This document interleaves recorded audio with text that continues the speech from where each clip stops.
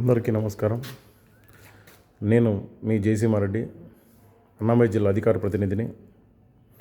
ఈరోజు శ్రీ గౌరవ ఎంపీ పెద్దిరెడ్డి వెంకట మిథున్ రెడ్డి గారిని అక్రమంగా కూటమి ప్రభుత్వం అరెస్ట్ చేసింది, తప్పుడు కేసులు పెట్టింది.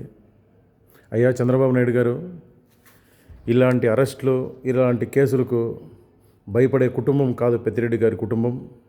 మరియు మీరు ఏదో కేసులు పెట్టేసి కక్షలు సాధించేసి జనాలను భయభ్రాంతులకు గురి చేస్తే వైఎస్ఆర్సీపీ జనాల్లో లేకుండా పోతుంది, లేదనుకుంటే ప్రజల్లో లేకుండా, రాష్ట్రంలో లేకుండా చేయాలని మీరు అనుకుంటున్నారేమో. అది జనాల గుండెల్లో ఉంది.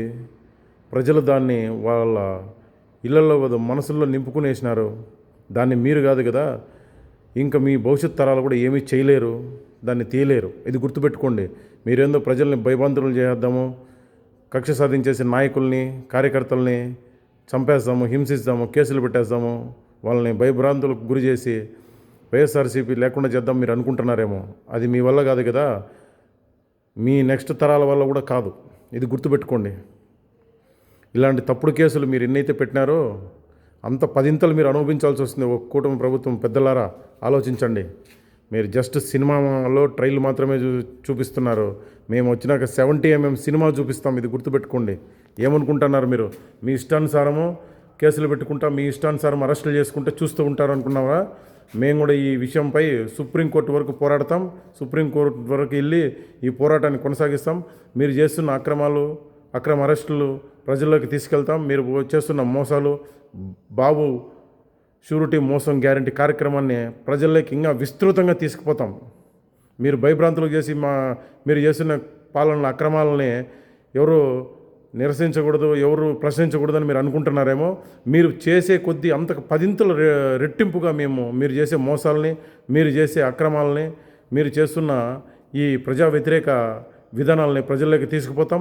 నెక్స్ట్ మళ్ళీ ప్రజాప్రభుత్వం, మా ప్రభుత్వం, జనాల ప్రభుత్వం, జగనన్న ప్రభుత్వం వస్తుంది.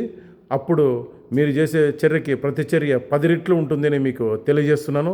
అంతేకాదు, ఈరోజు ఎవరైతే కేసులు పెడుతున్నారో వాళ్ళందరినీ కూడా గుర్తుపెట్టుకుంటామని ఖచ్చితంగా మీకు తెలియజేస్తున్నాం.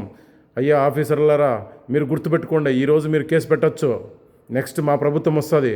అప్పుడు ఎందుకు కేసు పెట్టినారో మీరు సమాధానం చెప్పాలి, కోర్టులో చెప్పాలి మీరు సమాధానం. గుర్తుపెట్టుకోండి. కక్ష సాధింపుగా మీరేదో భయభ్రాంతులకు గురి చేసి, హింసించి, కొట్టి, ఏదో ప్రలోభాలకు పెట్టి మీరు తప్పుడు స్టేట్మెంట్లు, తప్పుడు వాంగ్మూలాలు తీసుకునేసి మీరేదో అరెస్ట్ చేయాలనుకుంటున్నారేమో. ఇది మంచి పద్ధతి కాదు, ఇది మీకు తగదు. ఇది గుర్తుపెట్టుకొని ప్రజాస్వామ్యంలో మనం అందరం ఉన్నాము. రాజ్యాంగబద్ధంగా నడుచుకోండి. ఒకరి కింద చెప్పులకు మీరు పనిచేయాల్సిన అవసరం లేదు. మీరు ఒక గవర్నమెంట్ సర్వెంటు, ప్రజలకు మీరు మేలు చేయాలి.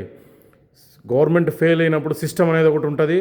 ఆ సిస్టమ్ మాకు అండగా ఉంది. కోర్టు ద్వారానే మిమ్మల్ని ఎదుర్కొంటాం. చంద్రబాబు నాయుడు గారు మరియు కుటుంబ పెద్దలు, మీరు గుర్తుపెట్టుకొని ఈ విషయం మెల్లగాలని మీకు హెచ్చరిస్తున్నాను. Thank you.